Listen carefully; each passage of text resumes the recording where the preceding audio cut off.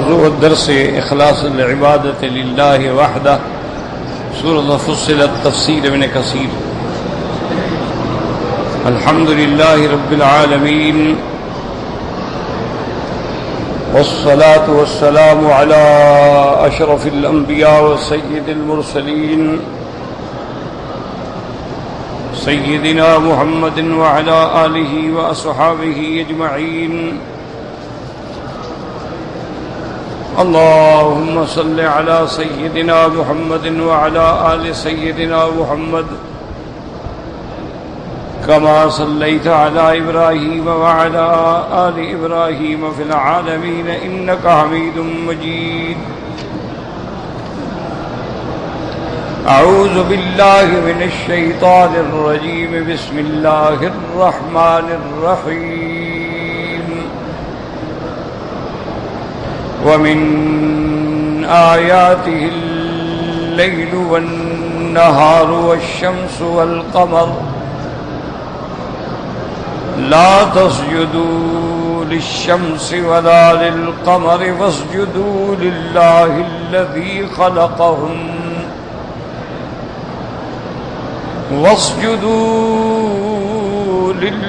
الذي خلقهن إن كنتم إياه تعبدون۔ فإن استكبروا فالذين عند ربك يسبحون له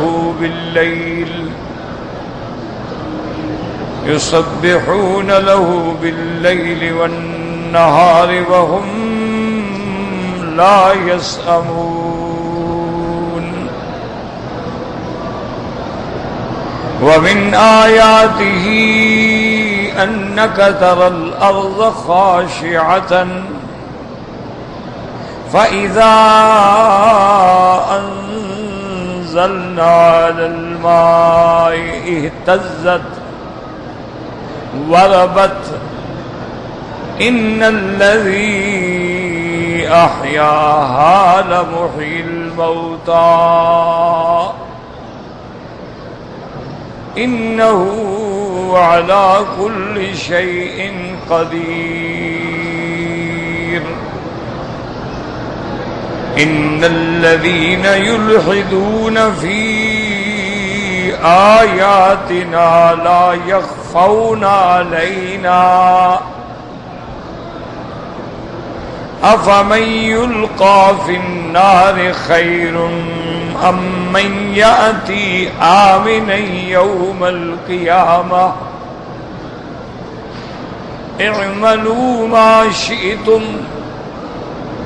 إنه بما تعملون بصير۔ إن الذين كفروا بالذكر لما جاءهم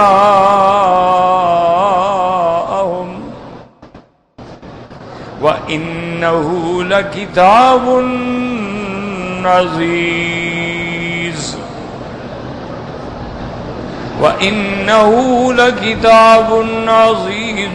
لا يأتيه الباطل من بين يديه ولا من خلفه تنزيل من حكيم حميد۔ ما يقال لك إلا ما قد قيل للرسل من قبلك إن ربك لذو مغفرة وذو عذاب أليم۔ اللہ تبارک و تعالی نے کلام مقدس کی ان آیات مبارکہ میں دلائل بیان فرمائے ہیں جو اس کی کمال قدرت پہ دلالت کرتے ہیں، اور سب کا تقاضا یہ ہے کہ آدمی خالص اللہ کی عبادت کرے اور اس کی عبادت میں کسی کو شریک نہ بنائے۔ اسی کا نام توحید الوہیت ہے۔ یاد رکھیں کہ انبیاء علیہم السلام سے جو کافروں کا جھگڑا تھا وہ اسی توحید میں تھا، ورنہ اللہ کو تو مانتے تھے، اللہ کو رب بھی مانتے تھے، خالق بھی مانتے تھے، مالک بھی مانتے تھے۔ اصل مسئلہ یہ تھا کہ جب حضور نے فرمایا کہ فاعبدوا اللہ مخلصین لہ الدین، کوئی معبود برحق نہیں مگر اللہ، اور عبادت صرف اسی کے لیے، اسی میں شکر۔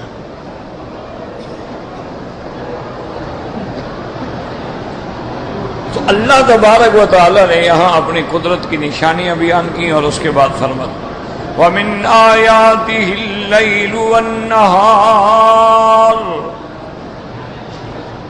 اللہ کی نشانیوں میں سے ہے رات اور دن۔ یاد رکھیں کہ مفسرین کرام فرماتے ہیں کہ اللہ نے قرآن میں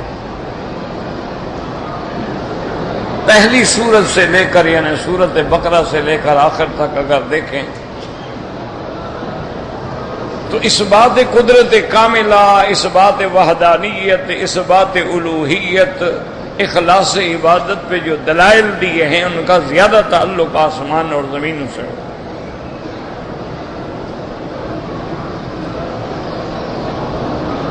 اس کی وجہ یہ ہے کہ علماء فرماتے ہیں کہ ہر بندہ زمین پہ رہتا ہے، اوپر آسمان ہے، زمین گویا نیچے ہے، آسمان چھت ہے،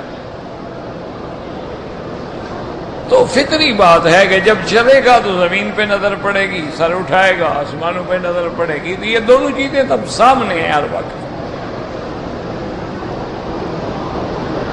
اسی لیے قرآن بار بار دعوت دیتا ہے کہ افلم ينظروا الى السماء فوقهم كيف بنيناها، کیا یہ تدبر نہیں کرتے، غور نہیں کرتے آسمانوں میں جو ہم نے ان کے اوپر بنایا ہے۔ اسی طرح ان فی خلق السماوات والارض، کہ آسمانوں اور زمینوں کی تخلیق میں نشانیاں ہیں، لیکن ان کے لیے جو اولو الالباب ہیں، عقل والے ہیں۔ اسی طریقے سے اللہ نے فرمایا کہ میرے مومن بندے جو ہیں وہ میرے ذکر میں ہیں، میرے فکر میں ہیں۔ وَيَتَفَكَّرُونَ فِي خَلْقِ السَّمَاوَاتِ وَالْأَرْضِ، اور وہ فکر کرتے ہیں، غور کرتے ہیں تخلیق سماوات و ارض میں، اور اس کے بعد کہتے ہیں ربنا ما خلقت هذا باطلا، میرے رب ہمارا اقرار ہے کہ تم نے یہ بے فائدہ تو نہیں بنایا، آخر یہ نظام جو بنایا ہے ایسے تو نہیں ہے بس بنا دیا، توڑ دیا، بنا دیا، کوئی مقصد ہے نا۔ تو سارے قرآن میں آپ نظر ڈالیں، یعنی آپ کو ہر جگہ نظر آئے گا آسمان زمین، آسمان زمین، سورج چاند، رات دن۔ وجہ یہ ہے کہ ان چیزوں میں ہر آدمی ہر وقت گزر رہا ہے، کبھی رات ہے، کبھی دن ہے، کبھی رات ہے، کبھی دن ہے۔ سورج آ رہا ہے، سورج غروب ہو رہا ہے، چاند آ رہا ہے، چاند غروب ہو رہا ہے، ستارے آ رہے ہیں، ستارے غروب ہو رہے ہیں۔ یہ ہر ایسا نظارہ ہے جو آدمی ہر وقت دیکھتا ہے۔ اس لیے قرآن نے فرمایا کہ ان میں غور کرو، یہ میری نشانیاں ہیں، ان کو دیکھنے کے بعد بھی تمہیں سمجھ نہیں آتی ہے کہ جو خدا ان کو بنانے پہ قادر ہے، جو خدا کبھی دن ہوتا ہے، دن ختم ہو گیا، رات آ گئی، رات آتی ہے، دن آ جاتا ہے، تو اگر یہ عدل بدل پہ قادر ہے تو تمہیں عدل بدل پہ قادر کیوں نہیں ہے؟ دنیا میں ختم ہو جائے گی، آخرت آ جائے گی، مشکل کیا ہے؟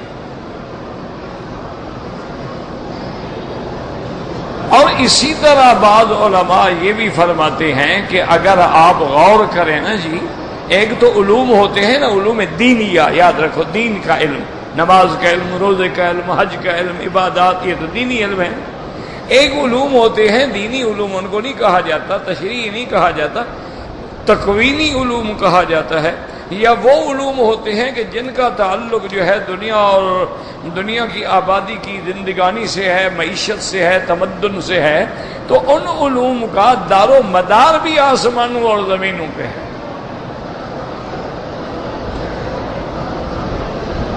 اب آپ دیکھ رہے ہیں نا کہ زمینوں پہ تحقیق ہوتی ہے، اچھا معدنیات کہاں سے نکلیں گی؟ زمین سے، کہیں تانبا نکل آیا، کہیں سونا نکل آیا، کہیں ہیرا نکل آیا، کہیں زمرد نکل آیا، کہاں سے؟ زمین سے۔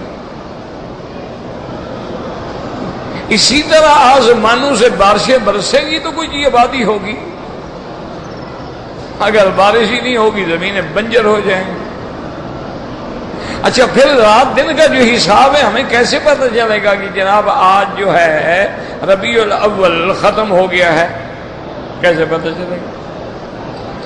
تو چاند کے مدار پہ ہم غور کریں گے تو پتہ لگے گا نا آج پہلی تاریخ ہے اور آج جناب 30 تاریخ ہے، کل پھر پہلی تاریخ ہو جائے گی، اس کا تعلق بھی چاند سے ہے۔ اچھا دن میں کہ سال میں کتنے دن ہیں؟ سورج سے ہے۔ اچھا موسم سرما ہے، موسم گرما ہے، اب موسم جی بہار ہے۔ اچھا اب جناب ربیع الاول ہے، اب اس کے بعد پھر رمضان آئے گا، رمضان کے بعد پھر حج آئے گا، یہ سارے مواسم ان کا تعلق بھی اسی سورج و چاند سے ہے۔ لِتَعْلَمُوا عَدَدَ السِّنِينَ وَالْحِسَابَ۔ کیسے ہم فیصلہ کریں گے کہ 1429 گزر گیا ہے اور ہم 1430 میں ہیں؟ تو سارے معاملات جو ہیں انہی آسمان و زمینوں کے اندر ہیں، اس لیے قرآن بار بار ہمیں توجہ دلاتا ہے۔ اور پھر یہ گردش ایسے تو نہیں ہے نا جی کہ ہر چیز اپنے وقت پہ آ رہی ہے، سورج اپنے وقت پہ آ رہا ہے، اپنے وقت پہ غروب ہو رہا ہے۔ کون ہے جس نے اتنے بڑے بڑے کرے جو ہیں نوری ان کو مسخر کر دیا ہے؟ وہ مجال ہے کہ 1 منٹ آگے پیچھے ہو جائے؟ کون ہے جو چاند کو روشن کر دیتا ہے پھر بے نور کر دیتا ہے؟ کون ہے چاند کو پہلے ہلال ہوتا ہے، پھر قمر ہوتا ہے، پھر بدر ہوتا ہے، پھر کم ہونا شروع ہو جاتا ہے؟ اسی لیے قرآن کہتا ہے اللہ کے بندو غور کرو، تمہارے لیے رات کا اندھیرا جو ہے میں نے کتنی بڑی نعمت بنائی ہے کہ اگر رات نہ ہو تو تمہیں آرام ہی نہ ملے۔ اس لیے فرماتے ہیں وَمِنْ آیَاتِهِ اللَّيْلُ وَالنَّهَارُ، آیات یاد رکھو، نشانیاں اس کی قدرت کی، کمال قدرت کی نشانیوں میں کیا ہے؟ رات اور دن کا پیدا کرنا۔ وَالشَّمْسُ وَالْقَمَرُ، یاد رکھو اس کو علماء کہتے ہیں لف نشر غیر مرتب۔ بہرحال آپ اس کو نہیں سمجھیں گے، آپ موٹی بات یاد رکھیں گے، پہلے رات پھر دن، اس کے بعد سورج پھر چاند۔ حالانکہ سورج کا تعلق دن سے تھا، رات کا تعلق چاند سے تھا، تو یہاں ابتدا میں ذکر رات کا پہلے آیا، دن کا بعد میں، لیکن پھر سورج کا پہلے آیا، پھر چاند کا بعد میں آیا۔ تو یہ لف نشر مرتب بھی ہوتا ہے، غیر مرتب بھی ہوتا ہے۔ اور اسی میں یہ بھی اشارہ کر دیا کہ اصل جو ہے وہ رات ہے، پھر اللہ نے اس کو روشن کرنے کے لیے 2 چیزیں پیدا کی ہیں، ایک سورج ہے، ایک چاند ہے۔ پھر یہ بھی بتلا دیا کہ اصل سورج ہے، چاند اس کا محتاج ہے، چاند کا اپنا نور نہیں ہے، وہ مستعار ہے، وہ سورج سے نور لیتا ہے، اس کا اپنا نور کچھ نہیں ہوتا۔ اور آگے پھر اللہ فرماتے ہیں وہی اصل مسئلہ کہ لا تسجدوا للشمس ولا للقمر واسجدوا للہ الذی خلقہن ان کنتم ایاہ تعبدون۔ اللہ فرماتے ہیں میرے بندو کبھی سجدہ نہ کرو سورج کو نہ چاند کو، سجدہ کرنا ہے تو اس ذات کو کرو جس نے ان کو پیدا کیا، اگر واقعی تم اس کی عبادت کرنے والے ہو۔ تو یاد رکھیں کہ سجدہ کرنا جو ہے یہ اہم جز ہے عبادت کی۔ نماز میں کیا فرض کیا ہے؟ تکبیر ہے، رکوع ہے، سجود ہے، اہم جز ہے۔ تو اس لیے ہمیشہ یاد رکھیں کہ اللہ کے سوا کسی کو سجدہ کرنا، یہ ضروری نہیں کہ سورج اور چاند کو تو سجدہ نہ کرو لیکن ستاروں کو کرتے رہو۔ بعض جاہل ہوتے ہیں نا، پھر وہ اپنی عقل لڑاتے ہیں نا، جیسے کہ کسی نے حدیث آتی ہے نا کہ حضور نے فرمایا کہ المسلم من سلم المسلمون من لسانه و یدہ، کہ مسلمان تو وہ ہوتا ہے کہ جس کی ہاتھ اور زبان سے مسلمان دوسرے محفوظ رہیں۔ وہ ایک طالب نے کہا چلو ہاتھ اور زبان سے محفوظ رکھے نا، پاؤں سے تو مارتے رہیں نا، ہاتھ اور زبان نہیں چلائیں گے، پاؤں تو چلائیں نا۔ تو یہ بے وقوفی ہوتی ہے۔ کبھی مراد جز ہوتی ہے، لفظ آتا ہے ہاتھ، مراد سارا بدن ہوتا ہے، لفظ آتا ہے چہرہ، مراد سارا بدن ہوتا ہے۔ یاد رکھیں، یہ نہیں ہوتا کہ نعوذ باللہ قرآن و حدیث میں خود کھیلتے رہیں۔ اللہ فرماتے ہیں وَوَلِّ وَجْهَكَ شَطْرَ الْمَسْجِدِ الْحَرَامِ، اپنے رخ جو ہے وہ مسجد الحرام کی طرف پھیر دو۔ کیا مانا؟ رخ پھیر دو، بدن ادھر کر لو، یہ مانا تھوڑا ہے۔ جب رخ پھیرو گے مانا تو پورے کے پورے کعبے کی طرف پھر جاؤ۔ اسی طرح کبھی کبھی جز کا ذکر وَارْكَعُوا مَعَ الرَّاكِعِينَ، مانا نماز پڑھو، یہ نہیں کہ صرف رکوع کرو۔ کوئی ایسی نماز ہے کہ صرف رکوع کرتے رہو، نہ سجدہ ہے، نہ قیام ہے، نہ تشہد ہے۔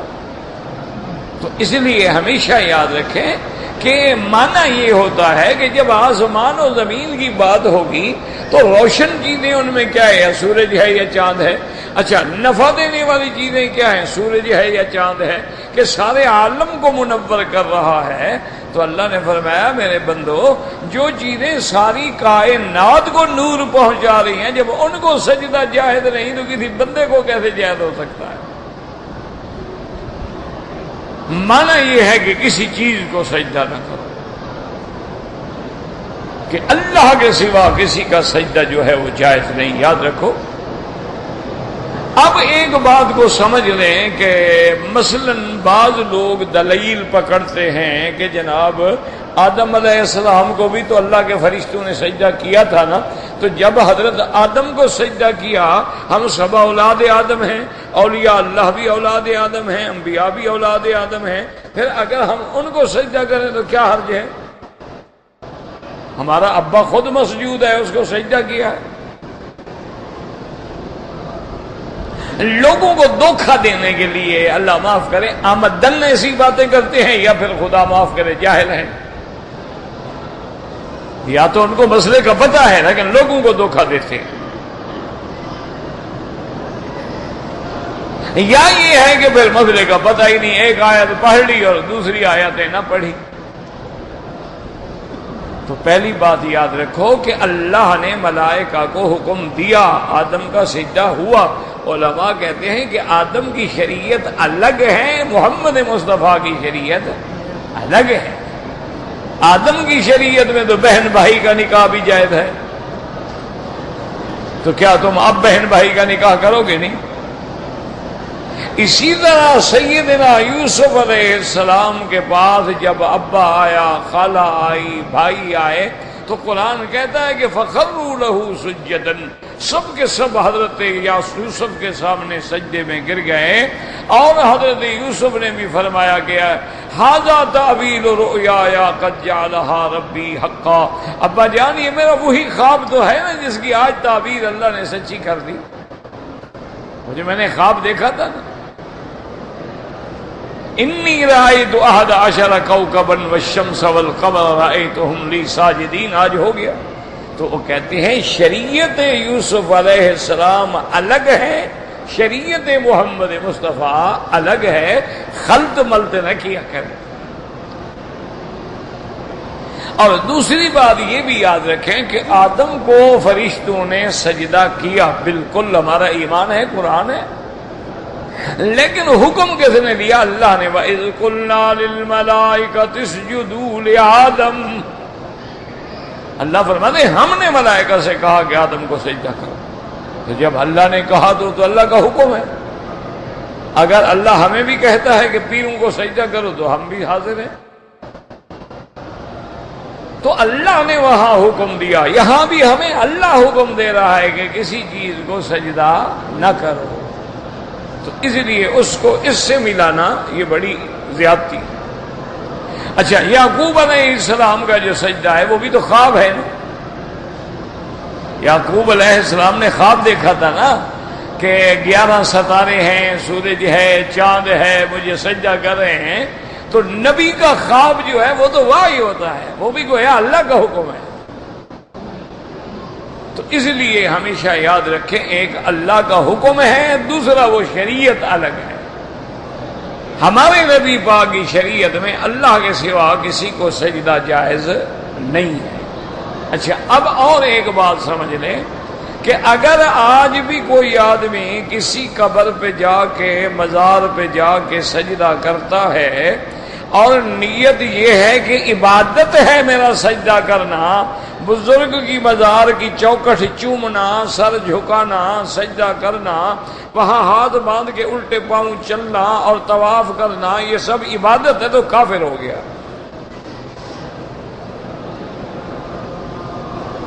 کہ اگر یہ کام کر رہا ہے بطور عبادت تو سجدہ تو اللہ کے لیے ہوتا ہے، عبادت تو اللہ کی ہوتی ہے، کسی غیر کی کرے گا کافر ہو جائے گا۔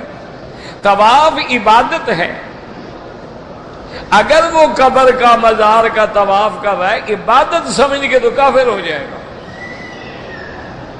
اچھا، ایک آدمی ہے وہ کہتا ہے جی نہیں عبادت تو نہیں ہے بھائی، عبادت تو اللہ کی ہوتی ہے، تو یہ تو اللہ کی مخلوق ہے، بس یہ ہے ہم تعظیم کے لیے کرتے ہیں، جیسے لوگ سردار کے آگے جھک جاتے ہیں، سر جھکا لیتے ہیں، اس کے پاؤں پہ ہاتھ رکھ لیتے ہیں، بزرگوں کے پاؤں پہ ہاتھ رکھ لیتے ہیں، ہم بھی بزرگوں کی مزار پہ آگے سجدہ، مقصد ہے ہمارا تعظیم ہے، ان کی شان بڑھا رہے ہیں، تعظیم کر رہے ہیں، تو یہ تعظیم کی نیت سے سجدے کرنے والا بھی فاسق و فاجر ہے، کیونکہ جس چیز کو اللہ نے حرام کیا تھا کیوں کر رہا ہے؟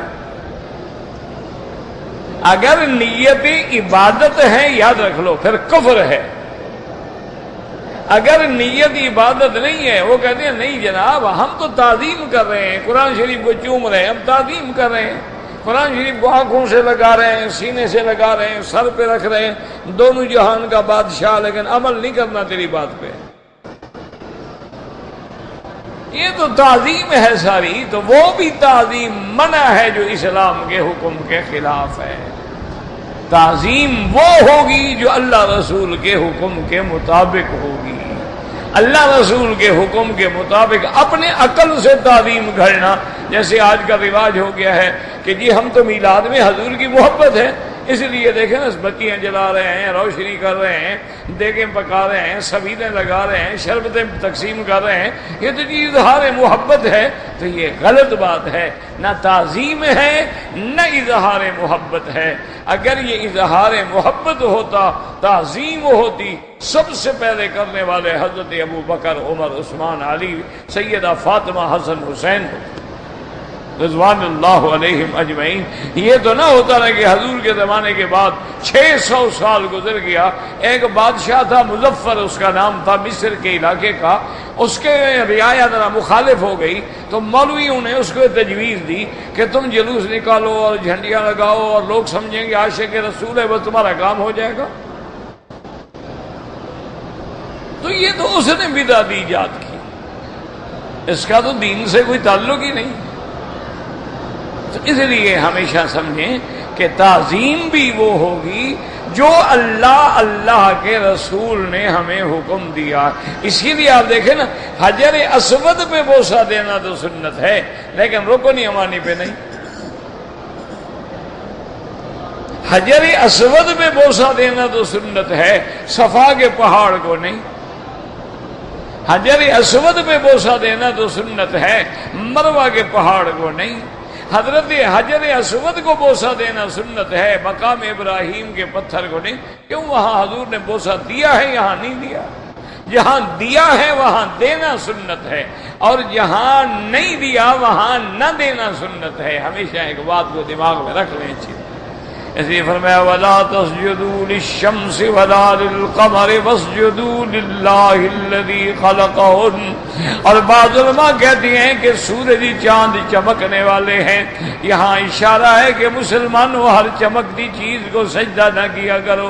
کسی بزرگ کی بزرگی چمکی تو تم سجدے میں گر جاؤ، کسی پیر کی پیری چمک اٹھی اور تم سجدوں میں گر جاؤ، نہ نہ نہ، چمکنے والا تو پھر سورج چاند ہے، جب اس کو نہ جائز ہے تو اس کو کیا جائز ہے؟ وَلَا تَسْجُدُوا لِلشَّمْسِ وَلَا لِلْقَمَرِ وَاسْجُدُوا لِلَّهِ اور خالص اللہ کو سجدہ کرو. کیوں؟ الذی خلقہن، وہ ذات ہے جس نے ان کو پیدا کیا ہے. تو یہ مخلوق بڑی ہے یا خالق بڑا ہے؟ یہ مخلوق زیادہ شان والی ہے یا ان کے پیدا کرنے والا زیادہ شان والا ہے؟ اس لیے فرمایا اگر سجدہ کرنا ہے تو پھر صرف اسی کی ذات کو سجدہ کرو. واسجدوا للہ الذی خلقہن. اور یاد رکھو میرے مدنی کے سامنے، حضور پاک کے سامنے، آپ کے سامنے انبیاء کی قبریں ہیں، آپ کے سامنے حضرت موسیٰ علیہ السلام کی قبر مبارک تھی، اسی طرح حضور پاک کی بی بی سیدہ خدیجہ الکبریٰ کی قبر مبارک ہے، آپ کی اولاد کی قبر مبارک ہے، آپ کے صحابہ کی قبریں ہیں، شہدائے احد کی قبریں ہیں، شہدائے بدر کی قبریں ہیں، مدفونین جنت البقیع الغرقد کی قبریں ہیں، ازواج مطہرات کی قبریں ہیں. اگر کسی قبر پہ تعظیم میں جھکنا جائز ہوتا، چومنا جائز ہوتا، غلاف ڈالنا جائز ہوتا تو سب سے زیادہ حقدار وہ تھے. اس لیے ہمیشہ جی ہم تو غلاف ڈال رہے ہیں نا، یہ تعظیم ہے. غلاف تم ڈال رہے ہو، قبر کے اوپر ڈال رہے ہو، تعظیم بزرگ کی ہو رہی ہے. زندگی میں تو بزرگ کو تم نے کبھی پانی کا گلاس بھی نہیں پلایا. اس لیے شیخ الاسلام ابن تیمیہ نے لکھا ہے کہ یہ شیطان لعین جو ہے نا مردود، یہ اللہ والوں سے 2 دفعہ بدلہ لیتا ہے. ایک زندگی میں بدلہ لیتا ہے کہ لوگ پتھر مارتے ہیں، وہاں بھی ہیں وہاں بھی ہیں وہاں، اور پھر بدلہ لیتے ہیں جب مر جاتے ہیں تو قبروں پہ سجدے کرواتا ہے، پھر قبروں پہ غلاف ڈلواتا ہے. جیتے ہوئے بھی دشمن، مرنے کے بعد بھی اللہ والوں کا دشمن، دونوں حال میں ان سے بدلہ لیتا ہے. تو اس لیے اللہ تبارک و تعالی نے واضح کر دیا وَاسْجُدُوا لِلَّهِ الَّذِي خَلَقَهُنَّ إِن كُنتُمْ إِيَّاهُ تَعْبُدُونَ. اب اللہ فرماتی ہیں میرے محبوب فَإِنِ اسْتَكْبَرُوا، اگر یہ تکبر کریں، اعراض کرتے ہیں اللہ کے آگے جھکنے سے، فَالَّذِينَ عِندَ رَبِّكَ، وہ مخلوق جو تیرے رب کے پاس ہے، فرشتے، یسبحون لہ باللیل والنہار وہم لا یسأمون. تیرے اللہ کی مخلوق جو اللہ تبارک و تعالیٰ کے پاس ہے آسمانوں میں، وہ صبح و شام رات دن اللہ کی تسبیح بیان کرتے ہیں. وَهُمْ لَا يَسْأَمُونَ، اور وہ اللہ کی تسبیح بیان کرتے ہوئے تھک نہیں جاتے، وہ عاجز نہیں آ جاتے. یہاں یاد رکھیں کہ اللہ نے فرمایا مجھے کیا ضرورت ہے، اگر یہ ساری مخلوق بھی مجھے سجدہ نہ کرے تو ملائکہ مجھے سجدہ کر رہے ہیں، ملائکہ میری تسبیح کر رہے ہیں، مجھے کیا ضرورت ہے تمہاری؟ اگر یہ تکبر کرتے ہیں چھوڑ دو. میرے پاس وہ فرشتے ہیں جو رات ہیں دن ہیں، ہر وقت اللہ کی تسبیح میں سبوح قدوس ربنا ورب الملائکۃ والروح. حضور پاک نے فرمایا آسمان میں ایک بالشت کے برابر بھی جگہ نہیں، الا وملک ساجد قائم قائد یسبح ویقدس للہ، مگر کوئی نہ کوئی فرشتہ اللہ کا یا کھڑا ہے یا رکوع میں ہے یا سجدے میں ہے، اور اللہ تبارک و تعالیٰ کی تسبیح کہہ رہا ہے سبوح قدوس ربنا رب الملائکۃ والروح. اب یاد رکھو کہ یہاں جو ہے ائمہ کرام میں اختلاف ہے، اس میں کوئی شک نہیں کہ یہاں سجدہ تلاوت ہے، لہذا جن لوگوں نے سنا ہے وہ بعد میں سجدہ کر لیں. اب سجدہ تلاوت کس آیت میں ہے، اس میں اختلاف. بعض ائمہ فرماتی ہیں، ایک قول میں امام مالک رحمۃ اللہ علیہ اور حنابلہ کا قول ہے کہ ان کنتم ایاہ تعبدون، وہ کہتے ہیں تعبدون پہ سجدہ کرنا چاہیے. لیکن امام ابو حنیفہ رحمۃ اللہ علیہ اور ایک قول میں امام شافعی فرماتی ہیں کہ نانا سجدہ کرنا چاہیے. یسبحون اللیل والنہار وہم لا یسأمون. تو یہ مقام ہے سجدے کا. پہلی آیت جو ہے وہ سجدے کا مقام نہیں، یہ اختلاف ہے. لیکن یاد رکھیں میں نے کئی دفعہ آپ کو کہا ہے نا کہ امام ابو حنیفہ کو اللہ نے جو فقہ دی تھی نا، اس لیے امام شافعی جیسا آدمی، اتنا بڑا امام جلیل القدر، اللہ اس کی قبر پہ کروڑوں رحمتیں فرمائے، وہ فرماتا تھا الخلق کلہم عیال فی الفقہ لابی حنیفہ۔ وہ کہتے تھے کہ بھئی فقہ کے اندر تو ساری مخلوق جو ہے نا ابو حنیفہ کے لیے بچے ہیں۔ اللہ نے اس کو اتنا دین میں سمجھ دی۔ اب دیکھیں مثلا ان کنتم ایاہ تعبدون پہ ہم نے سجدہ کر دیا، ٹھیک ہے، سجدہ تھا لا یسعمون پر، پھر تو ہم غلط سجدہ کر گئے نا۔ بات کو سمجھو کہ بھئی ہم نے سجدہ کیا تھا عبدون پر، سجدہ تھا لا یسعمون پر، تو اس کا مطلب ہے کہ ہم نے پہلے سجدہ کر لیا نا۔ اچھا اگر ہم نے لا یسعمون پہ سجدہ کیا تعبدون پہ بھی تھا تب بھی تو جائز ہے نا، سجدے والی آیت پہ کریں اس کے بعد کی آیت پہ بھی کر لیں سجدہ، تو پھر ہم نے کر لیا۔ تو اگر لا یسعمون پہ تھا تب بھی ہمارا سجدہ ٹھیک ہو گیا، اگر اس سے پہلی آیت پہ تھا تب بھی سجدہ ٹھیک ہو گیا۔ لیکن اگر پہلی آیت پہ ہم نے سجدہ کر لیا اور سجدہ بعد والی آیت میں تھا، پھر تو ہم سجدے سے رہ گئے۔ اسی لیے ہمیشہ یاد رکھیں کہ اللہ نے ان کو ہر مسئلے میں صرف شرط یہ ہے کہ تعصب کی عینک اتار دیں، ضد کو اپنا اوڑھنا بچھونا نہ بنائیں، ٹھنڈے دل سے ایک ایک مسئلے پر اللہ اگر علم دے نا جی، کسی ایک مسئلے پر چاروں ائمہ کے دلائل دیکھیں پھر خود فیصلہ کریں گے کس کے دلائل کبھی۔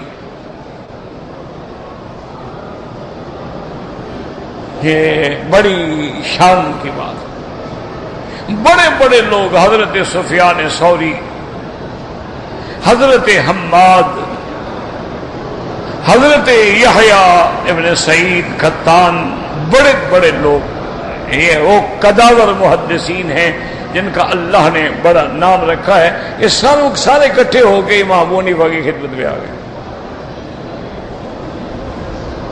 انہوں نے کہا حضرت ہم نے آپ سے بات کریں، بالکل اہلاً و سہلاً۔ انہوں نے کہا ہم نے سنا ہے کہ آپ قرآن و حدیث کو چھوڑ کے قیاس پہ عمل کرتے ہیں۔ قرآن حدیث میں ایک مسئلہ موجود ہے، پھر قیاس کا کیا مطلب؟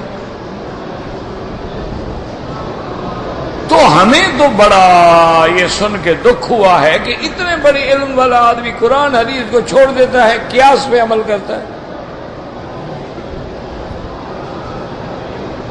امام صاحب نے فرمایا ٹھیک ہے آپ فرمائیں۔ بہرحال امام صاحب خاموش رہے، چپ کر کے سنتے رہے۔ جب حضرات خاموش انہوں نے کہا دیکھو بات سنو،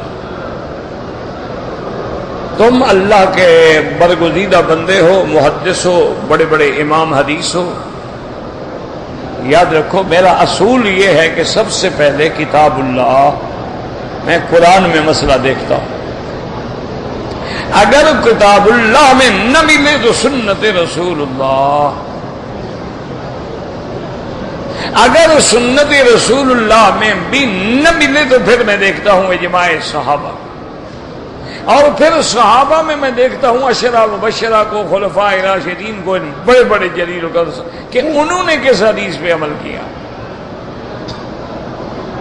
اگر ان میں بھی نہ ملے تو پھر قرآن و سنت کی روشنی میں اس میں قیاس کیا جاتا ہے۔ انہوں نے کہا یہ معنی تھوڑا ہے کہ بھائی، انہوں نے کہا اب دیکھیں حدیث کا حکم ہے کہ آدمی نے اگر مثال کے طور پہ تیمم کرنا ہے تو مسح کر لے، تیمم کر لے۔ اچھا اسی طرح اگر آپ نے مسح کرنا ہے موزے پر یا آپ نے جوتے پر مسح کرنا ہے، مسح اوپر سے کرو گے نیچے سے؟ انہوں نے کہا قیاس تو یہ تھا کہ نیچے سے کرتے نا ہم، کیونکہ مٹی کو تو نیچے والا حصہ لگتا ہے، اوپر والا حصہ تو نہیں لگتا۔ میں تو وہی کہتا ہوں جو حدیث کا حکم ہے، قیاس پر تو عمل نہیں۔ تو امام صاحب نے ایسے کو 20 مسائل ذکر کیے، تو انہوں نے کہا استغفر اللہ، انہوں نے کہا بس آپ خدا کے لیے ہمیں معاف کر دیں کہ ہمارے دل میں آپ کے خلاف جو بدگمانی تھی وہ اللہ بھی ہمیں معاف کر دے اور آپ بھی ہمیں معاف کر دیں۔ تو اس لیے ہمیشہ یاد رکھیں، دیکھو نا پہلے سے بدگمانی ہو، میں پہلے سے فیصلہ کر لوں یہ بندہ اچھا نہیں ہے، بس پھر فیصلہ کیسے ہوگا؟ وہ تو پہلے میں نے سوچ رکھا ہے کہ اچھا نہیں ہے۔ انسان عدل کے ساتھ اگر دیکھے تو سبحان اللہ، ان کے ایک ایک مسئلے پہ آدمی اشش کر اٹھتا ہے، حیران ہو جاتا ہے کہ کیوں؟ ایک تو پھر ان کی فقہ جو تھی نا، وہ صرف ایک آدمی کی نہیں تھی نا، شورائی فقہ تھی، جیوری بیٹھی ہوئی تھی 80 علماء کی۔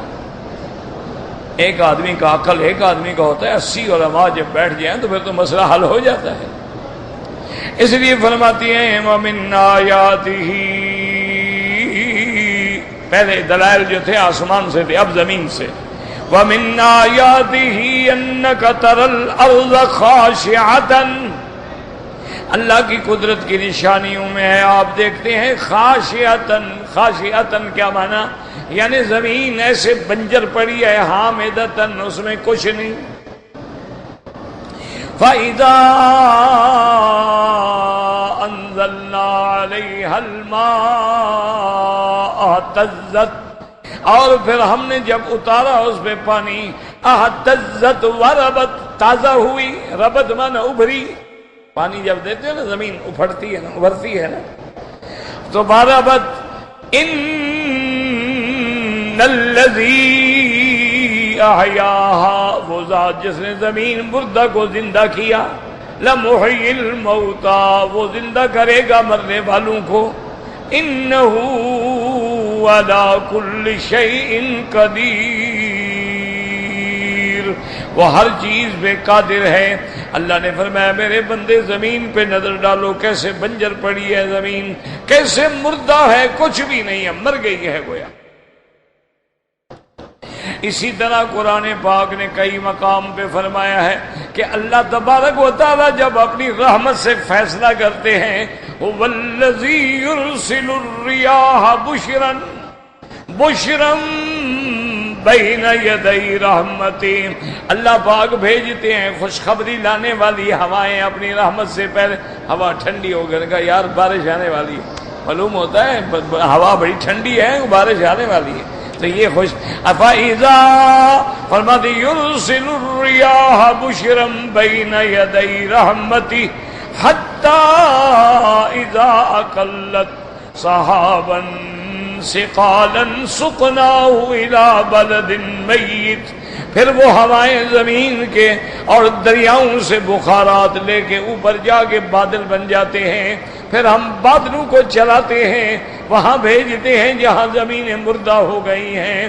فرماتے ہیں سقناه الى بلد میت فاحیینا به الارض بعد موتها، پھر پانی بھیج کے زمین کو مردہ ہونے کے بعد ہم زندہ کر دیتے ہیں۔ اب زمین کے اندر پھل اگ رہے ہیں، کھیتیاں اگ رہی ہیں، درخت اگ رہے ہیں۔ اللہ نے فرمایا جو اتنی بڑی مردہ زمین کو زندہ کرنے پہ قادر ہے، وہ ایک چھوٹے سے انسان کو زندہ کرنے پہ کیوں قادر نہیں؟ کیا وجہ ہے؟ اس لیے فرماتے ہیں کہ اللہ کے بندو زمین دیکھ رہے ہو روز تمہارے سامنے، کبھی بنجر ہے، کبھی آباد ہے، کبھی کھیتیاں نکل رہی ہیں، کبھی کھیتیاں مر رہی ہیں، تو جو خدا اس پہ قادر ہے وہ بندے کے مرنے کے بعد اس کو دوبارہ قبروں سے اٹھانے پر بھی قادر ہے۔ اس لیے فرمایا ان الذی احیاہا، وہ ذات جس نے زمین کو زندہ کیا، لمحیی الموتى، وہ زندہ کریں گے مردوں کو مرنے کے بعد، انہ علی کل شیء قدیر، یاد رکھو وہ ہر چیز پہ قادر ہے، وہ مارنے پہ بھی قادر ہے، مارنے کے بعد جلانے پہ بھی قادر ہے، وہ اگر چاہے نیند دے کے 309 سال تک سلانے پہ بھی قادر ہے، وہ اگر چاہے تو اپنے پیغمبر کو 100 سال موت دے کے دوبارہ زندہ کرنے پہ بھی قادر ہے، وہ اگر چاہے تو پرندوں کو ذبح کرنے کے بعد، ان کے گوشت کو ملانے کے بعد، پہاڑوں پہ رکھنے کے بعد اپنے پیغمبر کو حکم دے کے بلاؤ، جب ابراہیم بلائے تو وہ مردہ پرندے دوڑتے ہوئے آ جائیں، وہ اس پہ قادر ہے، تو تمہیں دوبارہ پیدا کرنے پہ کیوں قادر نہیں ہے؟ وما ذلک علی اللہ بعزیز۔ تو اس میں دلائل ہیں اللہ کی الوہیت کے، وحدانیت کے اور قدرت کاملہ کے۔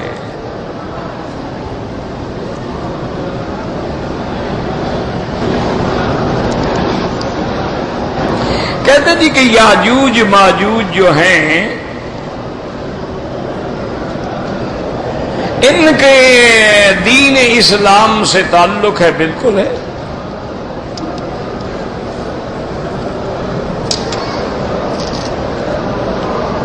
اللہ نے قرآن میں باقاعدہ یاجوج ماجوج کا ذکر فرمایا ہے کہ بادشاہ ذوالقرنین جب گیا حتی اذا بلغ بین السدین وجد عندها قوما لا يكادون يفقهون قولا قالوا یا ذا القرنین ان یاجوج وماجوج مفسدون فی الارض۔ تو قرآن میں ہے اللہ کے بندے،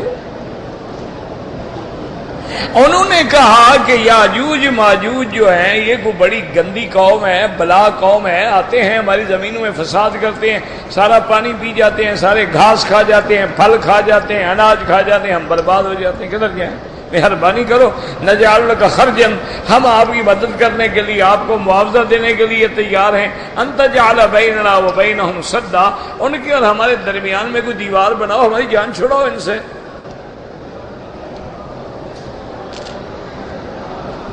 تو حضرت ذوالقرنین نے دو پہاڑوں کے درمیان جو درہ تھا جہاں سے وہ نکلتے تھے نا، اسی جگہ پہ ایسی دیوار بنا ڈالی کہ وہ لوہا اور پیتل اور تانبا اور پگھلا پگھلا کے ایسی دیوار کھڑی کی کہ پھر یاجوج ماجوج کی طاقت نہیں، نہ اوپر سے عبور کر سکتے ہیں نہ اس میں سوراخ کر سکتے۔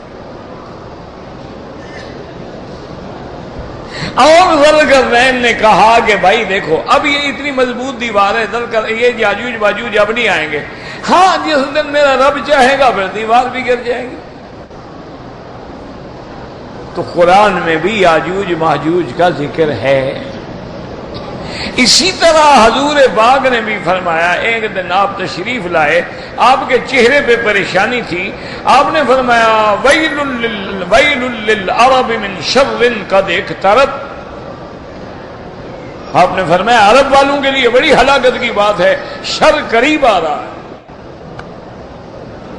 صحابہ نے پوچھا ایسا کہ آپ نے فرمایا یاجوج ماجوج جو ہے نا روزانہ اس دیوار کو کھودتے ہیں، مثلا اتنی ہو گئی، رات ہو گئی، چلے جاتے ہیں، باقی کل کھودیں گے، واپس آتے ہیں، دیوار پھر مل جاتی ہے۔ اب کھودتے وہ اتنا کھود گئے اور کہا کہ انشاءاللہ باقی کل کھودیں گے، تو اب اس کا سوراخ ہو گیا ہے، تو اب اتنا انہوں نے کھود لیا ہے تو اور بھی کھود لیں گے، مانا نکلنے کا وقت قریب آ گیا ہے، اور ان کا نکلنا جو ہے وہ تو شر ہی شر ہے۔ اسی طرح حضور پاک نے فرمایا کہ قیامت کی نشانیوں میں خروج الدابۃ، کہ جانور نکلے گا جبل صفا سے، اور اسی طرح آپ نے فرمایا کہ خروج النار، اور اسی طرح ثلاثۃ خسف، اور اسی طرح فرمایا خروج یاجوج و ماجوج، یاجوج ماجوج کا نکلنا جو ہے وہ بھی قیامت کی نشانیوں میں ہے۔ تو یاجوج ماجوج تو قرآن میں بھی ہے، حدیث میں بھی ہے، تو کیسے اس کو نہیں مانیں گے؟ اور پھر یہ ایسی قوم ہے من کل حدب ینسلون، جب یہ آئیں گے نا دریا پہ جو گزرے دریا کا پانی بھی پی جائیں گے۔ اور یاجوج ماجوج جو ہے یہ بھی آدم کی اولاد ہے، یہ کوئی جن شن نہیں ہے، اولاد ہے، مختلف نسلیں ہیں، جیسے حام سام یافس، تین بیٹے ہیں نا حضرت نوح علیہ السلام کے۔ آپ نے دیکھا نا بعض لوگ کالے ہیں، بعض گورے ہیں، بعض گندم گون ہیں، بعض چھوٹے قد کے ہیں، بعض بڑے قد کے ہیں، بعض چپٹی ناک کے ہیں، بعض لمبی ناک، اسی طرح وہ بھی ایک مخلوق ہے۔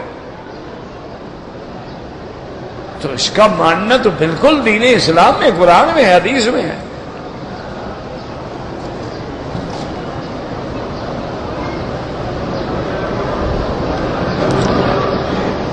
کہتے ہیں جی کہ ایک آدمی عمرے کے لیے آیا عمرے کے لیے تھا لیکن احرام نہیں باندھ سکا، تو باقی سیر کرنے آیا تھا۔ بہرحال عمرہ بھی کریں اور دم بھی ادا کریں، اور دم کے پیسے نہیں ہیں تو جب اللہ پیسے دے سعودی عرب بھجوا دے، مکے میں بھجوائے، مکے میں بکرا خریدا جائے، ذبح کر کے غریبوں کو دیا جائے، ابھی نہیں ہے بعد میں بھیج دے۔ میری بیوی بیمار ہے، اللہ ہر بیمار پہ رحم فرما، شفا عطا فرما۔ بہرحال جب جنازے کی نماز ہوتی ہے، مثلاً امام کھڑا ہے یہاں، جنازے کی صفیں اگر آپ آگے بنا دیں گے تو نماز بالکل نہیں ہوگی۔ امام کے آگے نماز کی صف ہو یا جنازے کی صف ہو، نماز نہیں ہوتی۔ ہاں امام کھڑا ہے مقام ابراہیم کے پیچھے، آپ اس طرف اگر کعبے کے ساتھ ہیں یا اس طرف ساتھ ہیں یا اس طرف ساتھ ہے تو وہ جائز ہے، کیونکہ امام تو اس طرف ہے نا، باقی تین طرف ہیں آگے شمار نہیں ہوں گے، وہ طرف الگ ہے، یہ الگ ہے، یہ الگ ہے۔ جس طرف میں امام کھڑا ہے اس کے آگے کھڑے ہو جاتے ہیں اللہ اکبر، بالکل نماز نہیں ہوتی۔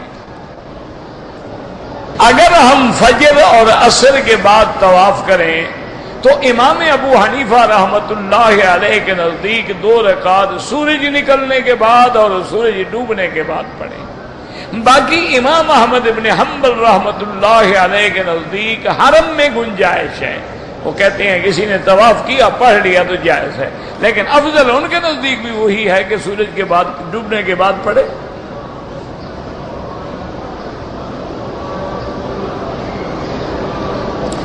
سورج طلوع ہونے سے پہلے ہم حتیم میں کسی بھی جگہ حتیم میں کوئی مسئلہ الگ ہو جاتا ہے، باہر الگ ہو جاتا ہے۔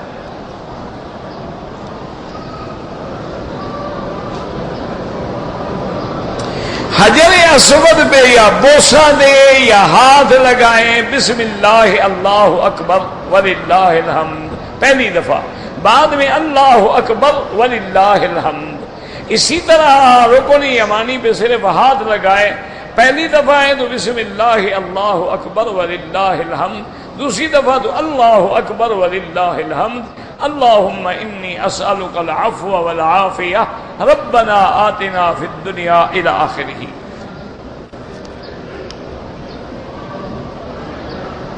کہتے جی کہ خانہ کعبہ میں اور مسجد نبوی میں لوگ فوٹو بناتے ہیں، بالکل ناجائز، حرام۔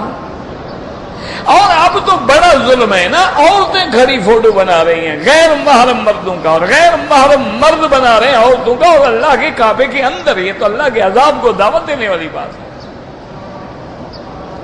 اتنا زیادتی کہ حرام ہو اور حرم کے اندر ہو۔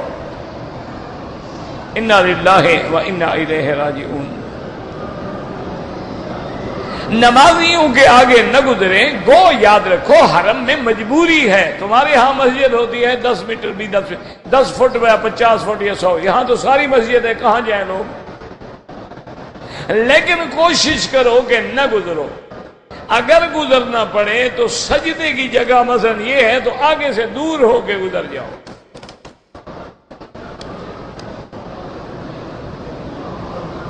کہتے ہیں آج کل مسلمان بڑی مشکل میں ہیں، بالکل ہم مشکل میں تو ہیں، اس میں کوئی شک نہیں، اور کوئی مشکل نہیں آتی۔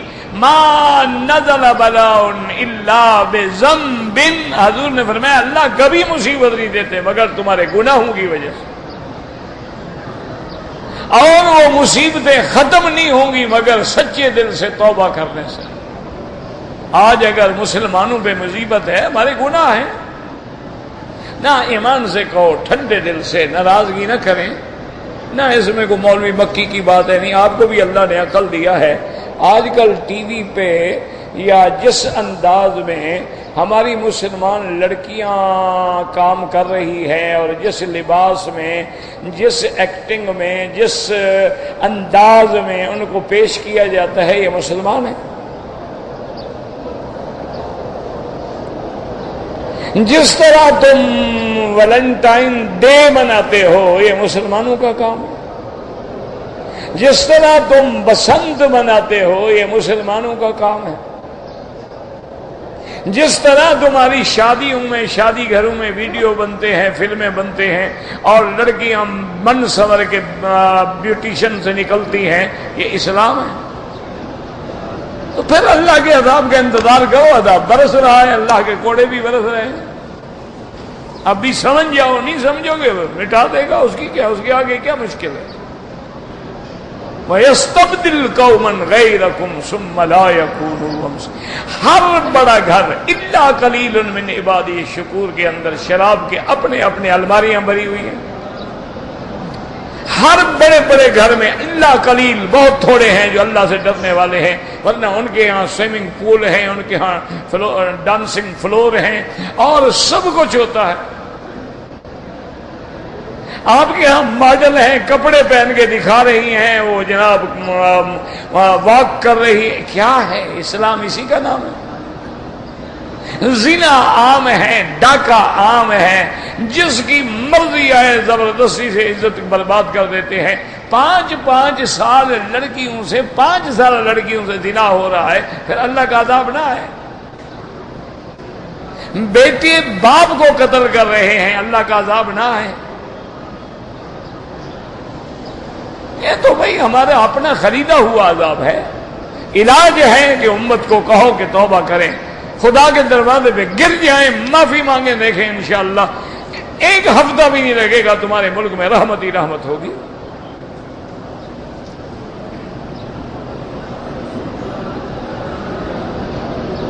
ہمارے پیغمبر نے ساری امت کو دین اسلام کی ذمہ داری بالکل، کنتم خیر امت اخرجت للناس، کوئی نئی بات ہے یار۔ میں نے حجر اسود سے پہلے کونے سے طواف شروع کیا، وہ بالکل نہیں ہوا طواف، دوبارہ طواف کرو۔ بہرحال جو کچھ ہو گیا عمرہ ہو گیا، لیکن طواف دوبارہ دوہرا دو، ورنہ بالکل عمرہ بھی نہیں ہوگا، کچھ بھی نہیں ہوگا۔ ربنا تقبل منا انك انت السميع العليم وتب علينا انك انت التواب الرحيم يا علي يا عظيم يا عليم يا حليم يا علي يا عظيم يا عليم يا حليم يا علي يا عظيم يا عليم يا حليم يا حي يا قيوم يا ذا الجلال والإكرام اللهم أمتنا على الإسلام اللهم ارزقنا حسن الختام اللهم ارزقنا حسن الختام اللهم استرنا بسترك الجميل اللهم ارحم أمة محمد صلى الله عليه وسلم اللهم اغفر أمة محمد صلى الله عليه وسلم اللهم اجبر أمة محمد صلى الله عليه وسلم اللهم اجعل لنا وللمسلمين من كل هم فرجا ومن كل ضيق مخرجا ومن كل بلاء عافيا یا اللہ عالم اسلام کی حفاظت فرما، یا اللہ عالم اسلام سے عذاب رفع فرما، یا اللہ مسلمان جس ملک میں ہیں ان کی جان مال آبرو عزت کی حفاظت فرما، یا اللہ جو لوگ تیرے دین کی کام کر رہے ہیں، درس دے رہے ہیں، تبلیغ کر رہے ہیں، دعوت دے رہے ہیں، یا اللہ سب کی حفاظت فرما، مساجد مدارس معابد معاہد کی حفاظت فرما، یا اللہ ہمیں مانگنا بھی نہیں آتا، بغیر مانگے اپنی نعمتیں اور رحمتیں عطا فرما دے، ہماری سب پریشانیاں دور فرما دے، یا اللہ ہمیں دین کے کاموں میں محبت عطا فرما دے، دین والوں سے جوڑ پیدا فرما دے، شر والوں سے توڑ پیدا فرما دے۔ ربنا تقبل منا انك انت السميع العليم وتب علينا انك انت التواب الرحيم۔